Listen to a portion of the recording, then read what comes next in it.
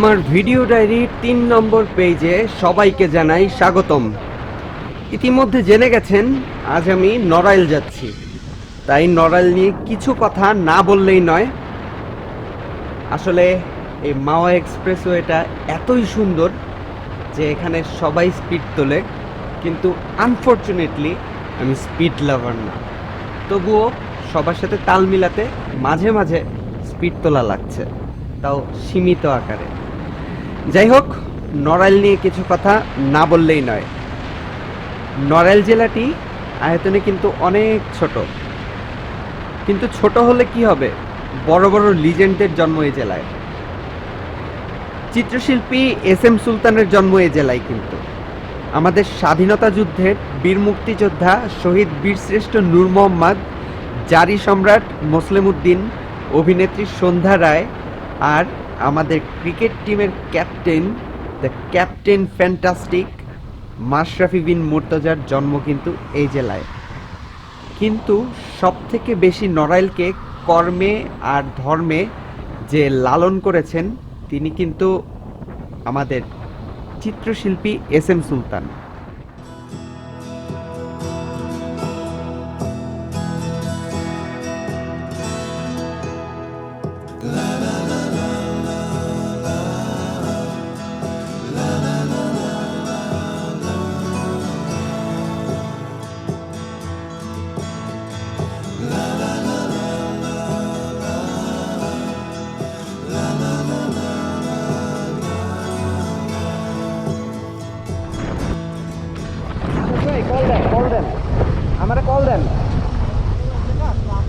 আমারে কল দেন, ছোটটা একটা চাপ দেন, ছোট সুইচে একটা চাপ দেন।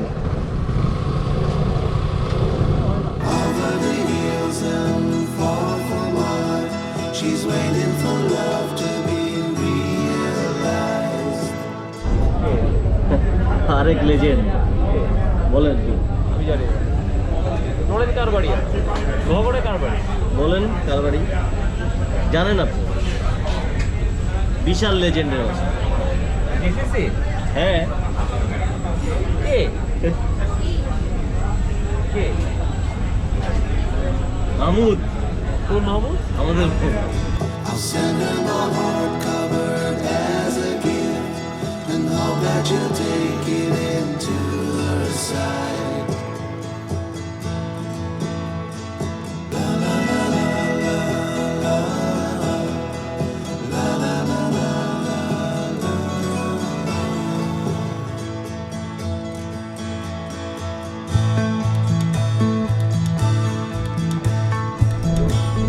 তো নিশাত ভাই, কেমন লাগলো? এইগুলো কিন্তু আবার দেয়া যাবে না।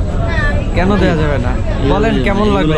কি কেমন লাগলো? নাই, কি আমাদের এই যে এই পর্যন্ত যে আসলাম, কেমন লাগলো? ওই বড় ভাই নিয়ে যাচ্ছে, পিছন পিছন যাচ্ছি প্রিমিয়াম বাইকের, কমিটার বাইক দিয়ে। জিক্সার এসএফ কবে থেকে কমিটার?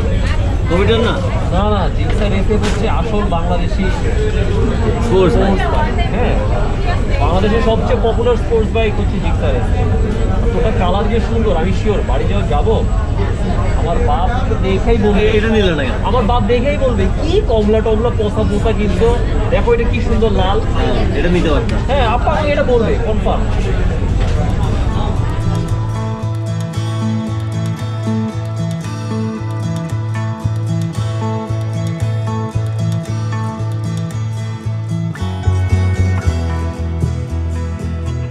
আমরা এখন আসলাম হচ্ছে গোপালগঞ্জ শতবর্ষী আম গাছ দেখতে। আমরা 3টা বাইক, রিফাত ভাইয়ের Repsol, Honda CBR Repsol, Nishat ভাইয়ের সুজুকি জিক্সার এসএফ, আমার ইয়ামাহা ফেজার। তো আমরা এখন আসছি শতবর্ষী আম গাছ দেখতে। রাস্তার অবস্থা খুবই খারাপ, তাই আমরা আম গাছ পর্যন্ত নিতে পারছি না, রাস্তার এখানেই রেখে দিলাম। তো চলে যাচ্ছি। লাস্ট টাইম এখানে আসি 2017 সালে। আমরা তিনজনের মধ্যে একজন এবার আসতে পারলো না, স্মৃতি রোমন্থন করা আর কি। এই হচ্ছে অবস্থা। আমরা গোপালগঞ্জে পৌঁছে গেছি। খুবই তাড়াতাড়ি পৌঁছাইছি, চলে আসছি সেই বিখ্যাত শতবর্ষী আম গাছ।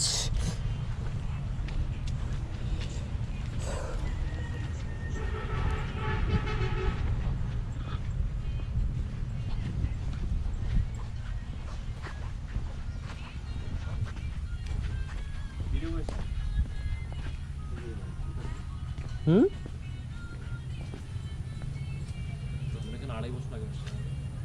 এই সেই শতবর্ষী আম গাছ। এখানে আমরা লাস্ট টাইম এসেছিলাম, আমি, রিফাত ভাই আর পাপন, 2017 সালে। মার্চে হ্যাঁ, মার্চে। তো আবার আসলাম। খাইতে আসছিলাম। কিন্তু 2017 মার্চে মানে তো 3 বছর পার হয়ে গেছে। 18 মার্চ 18 মার্চ 18, হ্যাঁ 18 মনে হয়। তো সামনে অনেক কাদা, তাই ওইদিকে যাচ্ছি না আর। আমি গ্লাস পরে বাইক চালাতে যাই। স্লিপ করে তো আমরা চলে যাচ্ছি নড়াইল। এখান থেকে নড়াইলে গিয়ে কথা হচ্ছে।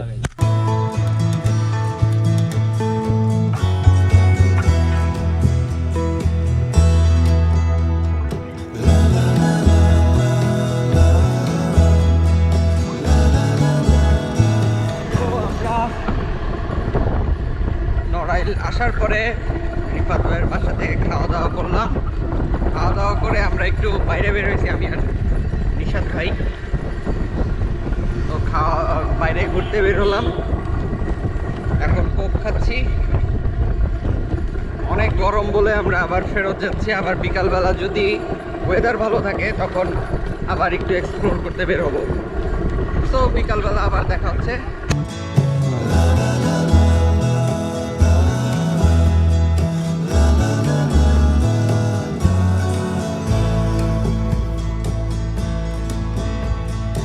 Over the hills and far from home, she's waiting for love to be realized.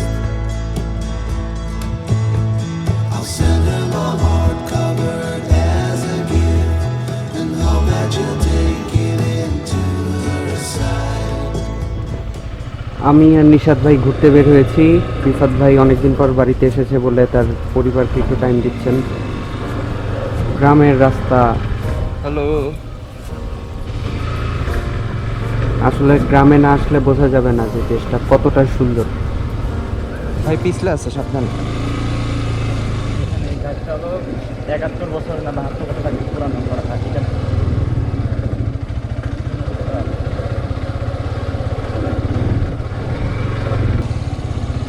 ফ্রেজারের off-roading best. এই গ্রামের রাস্তাগুলোতে প্রচুর অফরোডিং করা লাগলেও এই রাস্তাগুলোর মধ্যে একটা আবেগ আছে। আশেপাশের এই এত সৌন্দর্য দেখতে পাচ্ছি, মানে গ্রামে না আসলে বোঝা যাবে না দেশটা কতটা সুন্দর। তাই আমি বলি সবাইকে, দেশকে চিনতে হলে, দেশের সৌন্দর্য দেখতে হলে গ্রামে চলে যাও। এখানে আপনি ড্রোন উড়াইতে পারেন চাই। কোথায়? সামনে হ্যাঁ হ্যাঁ, ওইখানেই যাও। গাড়ি সামনে জায়গাটা সুন্দর পার্ক করার জন্য।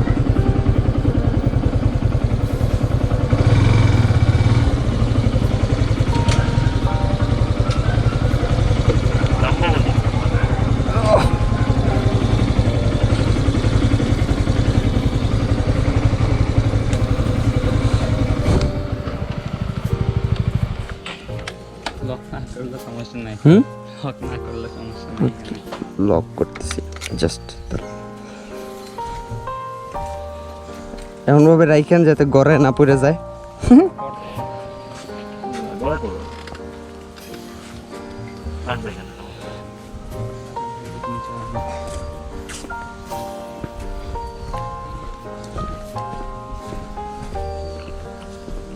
আমরা এখন এসেছি মধুমতি নদীর পার, নড়াইল। সেখানে জায়গাটা অনেক সুন্দর, তাই একটু অফরোডিং করতে হয়েছে আমাদের এখানে আসতে হলে। রাস্তাটা তেমন একটা ভালো না, বাট এই রাস্তাগুলোর মধ্যেও একটা ফিল আছে, গ্রামের রাস্তা। এইটা হচ্ছে সেই মধুমতি নদী, মধুমতি নদীর পার। অলরেডি নিশাদ ভাই চলে এসেছে, আমি একটু টাইম নিয়ে আস্তে ধীরে আসলাম।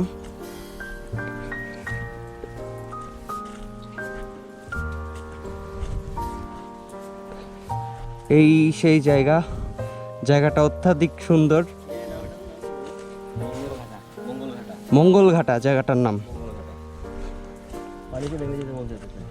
হ্যাঁ।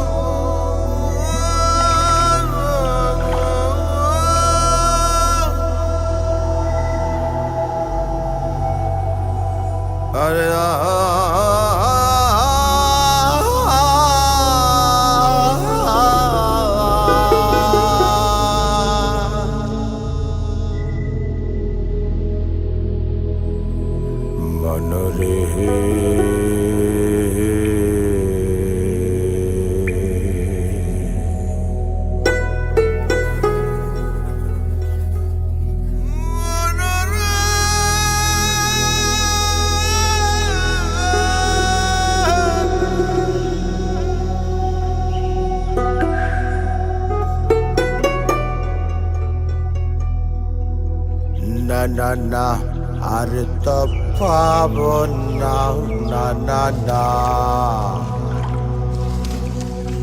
আর তো মিলবে না, না না না।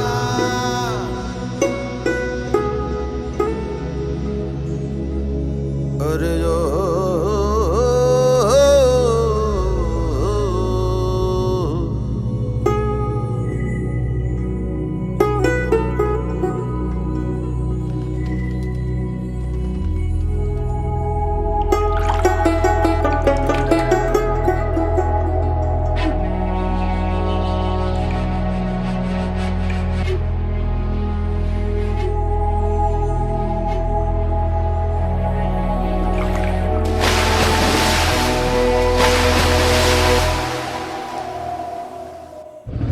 তো ঘোরাঘুরি শেষে আমরা আবার চলে এসেছি বাসায়। আজকেই আমরা ঢাকার দিকে রওনা দিয়ে চলে যাচ্ছি। কিছুক্ষণের মধ্যেই চলে যাব, কিন্তু তার আগে আমাদের একটা পার্ট বাকি আছে, সেটা হচ্ছে খানা দানা। এখানে রান্নাবাড়া হলো, রান্নাবাড়া শেষ, এখন আমরা খেতে বসবো।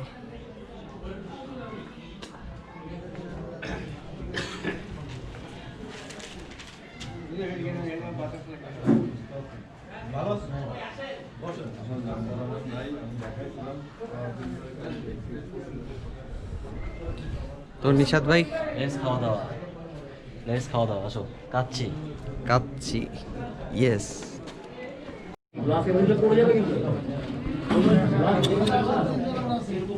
কি খাবা? এখানে বসে থাকো, আমি খাবো যখন তখন তোমাকে দিব। এই যাও না চলে গেল। আমরা এখন অ্যাপল প্লেটে করে কাচ্চি খাবো। ভাই দেখছেন অ্যাপল প্লেট জানি।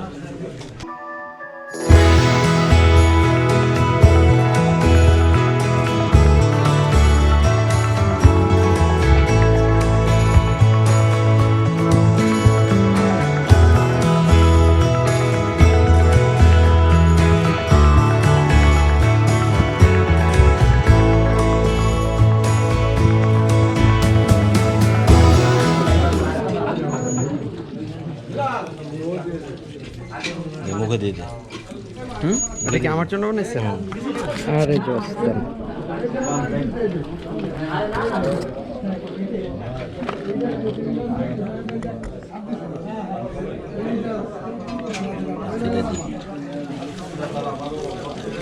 ভাই আপনি একটা পানের দোকান দিয়ে যান, কেন?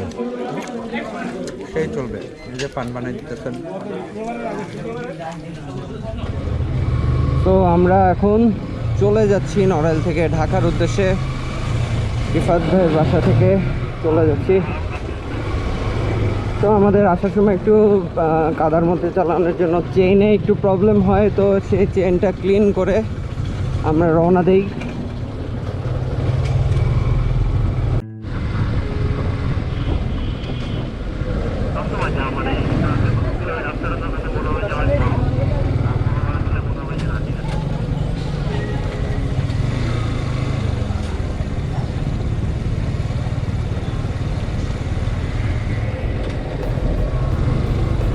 কোন দিকে গেল?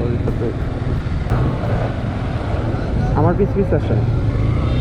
এই যে আমি পার হয়ে গেছি।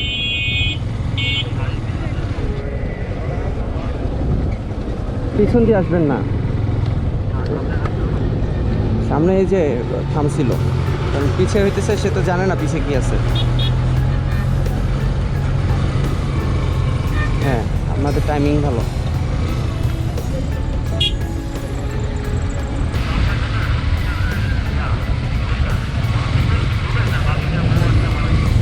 কেমনে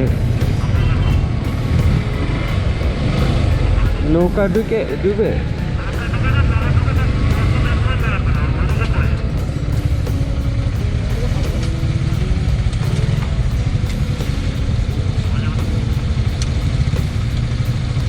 দাঁড়ান, আমি সাইডে আনিয়ে রাখি।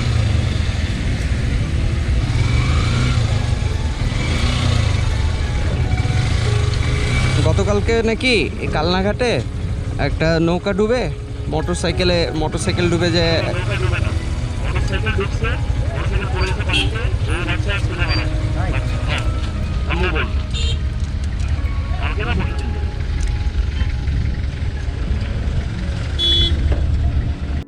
তো আমরা কালনা ফেরিঘাট থেকে নামলাম, নেমেই ভাঙা রাস্তা দিয়ে যাচ্ছি। প্রচুর অফ রোডিং করতে হচ্ছে। এখনও জানি না সামনে কোথায় গিয়ে আমরা ভালো একটু রাস্তা পাবো। এই রাস্তাটা দিয়ে অনেক কষ্ট হয়ে যাচ্ছে। আমরা অনেক দূর এই ভাঙা রাস্তা পার হলাম। নিশাদ ভাই, আপনার কেমন লাগতেছে?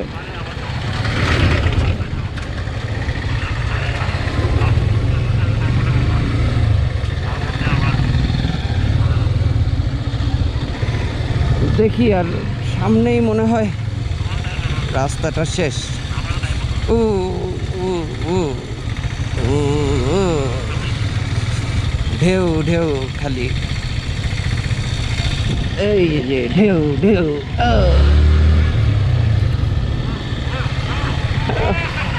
কি সাউন্ড দেন ভাই এগুলা?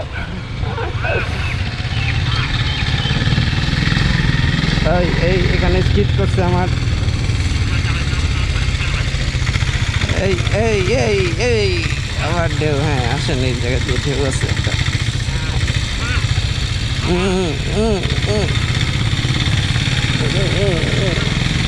এই সামনে যে ঢেউয়ের পরে একটা অন্য কিছু আছে। এই তো আমরা ভালো রাস্তার দেখা পেয়েছি। Hip hip hurray. এই যে এখন আমরা উঠে যাব হাইওয়েতে, উড়াল সেতু ফ্লাইওভার, গোপালগঞ্জ ক্রস করছি।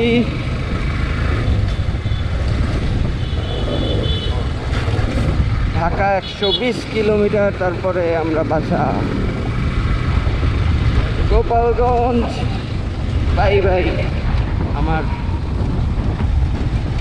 কি বলবো, শেকরের গ্রাম। কি বলেন ভাই, গোপালগঞ্জ শেষ হলে গোপালগঞ্জ ওইদিকে গোপালগঞ্জ। আচ্ছা, মানে আমরা গোপালগঞ্জের মধ্যে আছি। ওকে ওকে, ভালো রাস্তা শুরু। তো আমরা ছোটোখাটো একটা ব্রেক নিয়ে এখন উঠে পড়ছি মাওয়া এক্সপ্রেসওয়েতে। আসার সময় এদিকে তেমন কোনো ভিডিও করতে পারিনি, তাই যাওয়ার সময় একটু ভিডিও করার চেষ্টা করছি। এরশাদ ভাই আছেন তো লাইনে?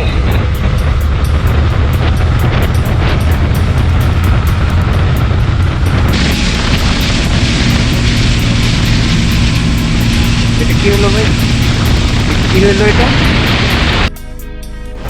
लल्ला एक दिन मर जाएगा कुत्ते की मौत जग में सब कहेंगे मर गया मादर चोद ला ला ला ला ला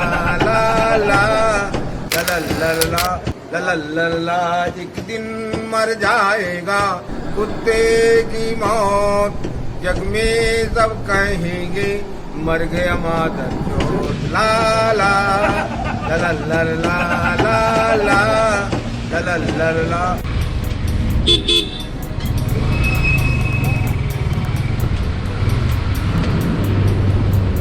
সামনে চেকিং হচ্ছে, দাঁড় করাতে বললো, দেখি কি হয়। তো এখন আমাদের একটা প্রবলেম হয়ে গেছে। প্রবলেমটা হলো মাওয়াতে নাকি ফেরি বন্ধ, আমাদের এই পুলিশ এখান থেকে বললো। তাই আমাদের ঘুরে এখন আরিচা হয়ে যেতে হবে। সো মাওয়া এক্সপ্রেসওয়ে দিয়ে আমরা এখন আর যেতে পারতেছি না, ড্রেজিংয়ের কাজ চলতেছে বলে ফেরিঘাটটা বন্ধ। এখন আমাদের প্রায় আরও 100 কিলোর মতো যাওয়া লাগবে, প্রায় আরও 100 কিলোর মতো যে আমাদের ফেরি ধরতে হবে আরিচা, দৌলতদিয়া ঘাট যেটা বলে। বিপদ মানে খুবই বাজে হয়ে গেল আমাদের। এখন ঢাকায় পৌঁছাতে না জানি অনেক দেরি হবে। ভাই, মাওয়া এক্সপ্রেসওয়ে বাই বাই। সারাটা জীবন গেল অফ রোডিং করতে করতে, জীবনটা শেষ হয়ে গেল। এ গরু, এ গরু, যান না যান না, গরু ভিডিও করতেছি।